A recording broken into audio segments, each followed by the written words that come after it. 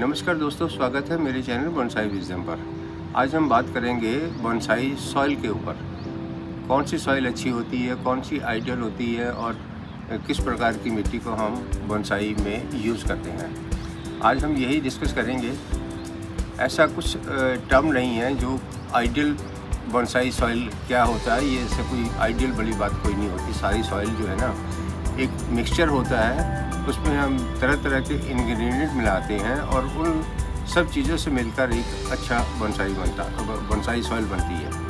और सॉइल इस बात पे भी निर्भर करती है कि हम हमारे यहाँ का वातावरण, जहाँ हम रहते हैं, जहाँ हमने बोनसाई को रखना है, कि वहाँ का वातावरण कैसा है। ये हॉट क्लाइमेट है या फिर ड्राई है या फिर ऐसा है जहाँ बहुत ज़्यादा रेन होती है, बरसात होती है। इन सब पे, मौसम पे, वातावरण पे सॉइल का मिक्सचर जो है वो डिपेंडेंट होता है। अगर हमारा मिक्सचर बहुत ज़्यादा पोरस होगा तो बरसात जैसे जहाँ ज़्यादा होती है वहाँ के लिए वो सूटेबल है। अगर जहाँ हॉट वेदर है और टेम्परेचर 40-45 के आस तक भी पहुँचता है तो वहाँ पे ऐसा मिक्सचर नहीं चलेगा, ऐसा काम नहीं करेगा। क्योंकि इसमें फिर क्या होगा कि पानी हमें ज़्यादा बार देना पड़ेगा, क्योंकि पोरस जो है सॉइल वो जल्दी से ड्रेन हो जाएगी तो फिर हम उसमें पानी को बार बार उसको देना पड़ेगा, 2-3 बार। ये काम आपका बढ़ा देगा। तो मिक्सचर ऐसा रखना पड़ेगा हमें जो हमारे यहाँ का वातावरण जो है उसके अनुसार हो।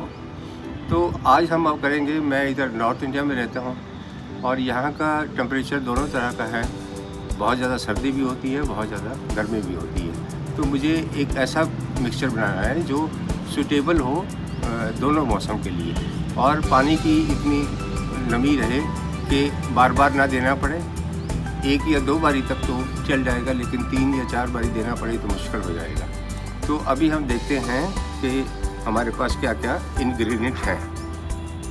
दोस्तों, सबसे पहले मैं आपको ये दिखाना चाहूँगा, ये एकेडेमा है। जापानीज़ लोग इसको सिर्फ यही यूज़ करते हैं अपने पॉट्स में, और कुछ नहीं, वो यही एकेडेमा करते हैं। ये थोड़ा पतले 2 से 8 मिलीमीटर के बीच का है, लेकिन हम इसको जापान वाले तो इसको 8, 10, 12, 15 तक भी यूज़ करते हैं। बहुत मोटा होता है ये है। अब ये मिक्सचर हमारे यहाँ ये पोरस भी है और बहुत ज़्यादा इसमें न्यूट्रिशन भी इसी से मिल जाता है। ये हम नहीं यूज़ कर सकते क्योंकि ये बहुत कॉस्टली पड़ता है। यहाँ पे हम इसको यूज़ कर भी नहीं सकते, और ये हमें कर भी नहीं सकते क्योंकि हमारा वातावरण ऐसा नहीं है। हम इतनी पोरसिटी नहीं चाहिए, हमें थोड़ा सा इसमें न्यूट्रेंट दूसरे भी चाहिएंगे।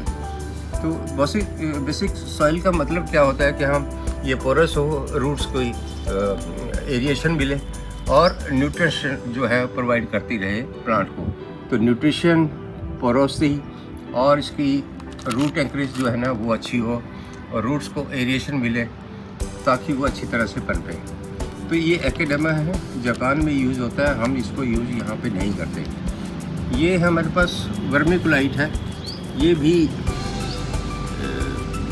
पोरोसिटी के लिए भी है और न्यूट्रिशन वैल्यू भी है इसकी। और तीसरी चीज़ इसकी ये है, अब ये ईंट का चूरा है। हमने ईंट लिया, ईंट को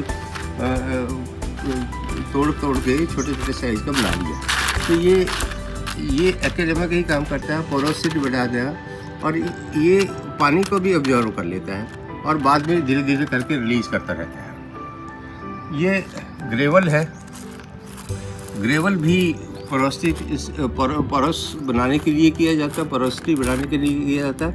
ये चिप्स हैं, जैसे हम कभी फर्श बनाते थे तो उस पर डालते थे, और ये वहाँ से मिल जाता है आराम से। जो बिल्डिंग मटेरियल की दुकानें हैं वहाँ से ये मिल जाता है। ये परलाइट है। ये भी पोरस सॉइल को पोरस बनाने के लिए करता है, और ये बहुत ही ज़रूरी अंग है, पार्ट है हमारी सॉइल का। ये खंगर है, सिंडर जैसे कहते हैं। ये वास्ट है। ये भी चूना भट्टी में जहाँ हार्ड को जलाया जाता है वहाँ से उससे ये बनता है और वहीं से ये मिलता है, या ईंट के भट्टे से भी ये प्राप्त किया जा सकता है। ये भी पोरस बनाने के लिए है। इसमें थोड़े से न्यूट्रिशन भी होता है, तो ये न्यूट्रिशन का काम भी करेगा। एक ये आम सॉइल है, वर्मी कंपोस्ट है, ये वर्मी कंपोस्ट है ये। तो इससे क्या होगा कि एक न्यूट्रिशन प्रोवाइड करने के लिए यूज़ किया जाता है। इसमें परलाइट थोड़ा सा पहले से ही मिलाया हुआ है।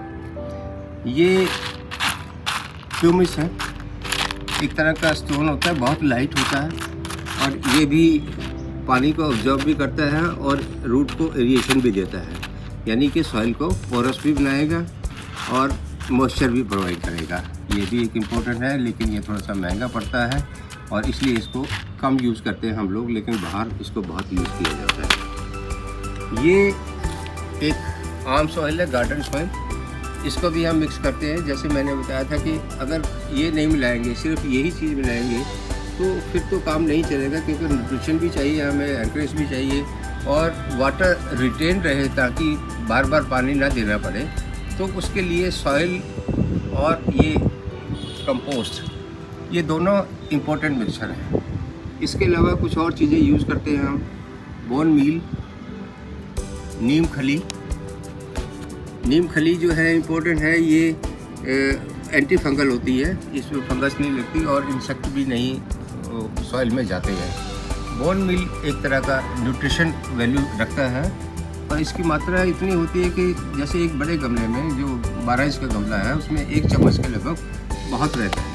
तो हम जब मिक्सचर ज़्यादा मिक्सचर बनाते हैं तो उसको इस मात्रा को उसी हिसाब से रखते हैं, अंदाजे से फिर हम उसी हिसाब से मिलाते हैं। अब ये बनाया कैसे जाए, तो मैं एक पार्ट लेता हूँ गार्डन सॉइल, एक पार्ट ये लेता हूँ वर्मी कंपोस्ट और बाकी के पार्ट में इसमें चाहे मेरे पास अवेलेबल है ईंट या ग्रेवल। परलाइट जरूर रखते हैं 10% के आसपास, जो इसमें यह भी मिलाना चाहिए।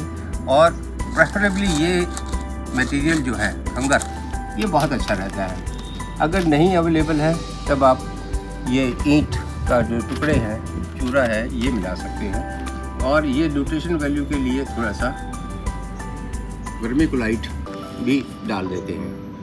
ये ह्यूमस है, अगर आप अफोर्ड कर सकते हैं तो यूज़ करिए, पर परलाइट इजीली मिल जाता है, ऑनलाइन ही लिया हुआ मैंने ये और vermi compost and garden soil ये इम्पोर्टेंट इंग्रेडिएंट हो जाएंगे। अगर हमारे पास फिर अल्टरनेटिव है, ये नहीं है तो हम ग्रेवल यूज़ कर लेंगे, ये ईंट का चूरा यूज़ कर लेंगे, तो आराम से हम घर पे भी बना सकते हैं। तो इस तरह से जो मिक्सचर तैयार होगा वो एक आइडियल मिक्सचर होगा और वही एक अच्छी तरह से प्लांट हमारे इधर का सर्वाइव करेगा। पानी की ज़रूरत कम से कम पड़ेगी हमें, लगभग ये लगा लीजिए कि दिन में एक बारी ये पानी देंगे तो चल जाएगा इस तरह के मिक्सचर से। तो दोस्तों, ये एक वीडियो था जिसमें हम इंफॉर्मेशन देना चाहते थे कि क्या बेस्ट है। बेस्ट तो कुछ नहीं होता, हम सब एक बेस्ट तैयार करते हैं सब अलग अलग तरह के मटेरियल के साथ, ये है। तो दोस्तों, आशा है आपको ये वीडियो पसंद आएगा और ये इन्फॉर्मेशन आपके लिए यूज़फुल रहेगी। लाइक और सब्सक्राइब अवश्य करें। अपना ख्याल रखिएगा दोस्तों, धन्यवाद।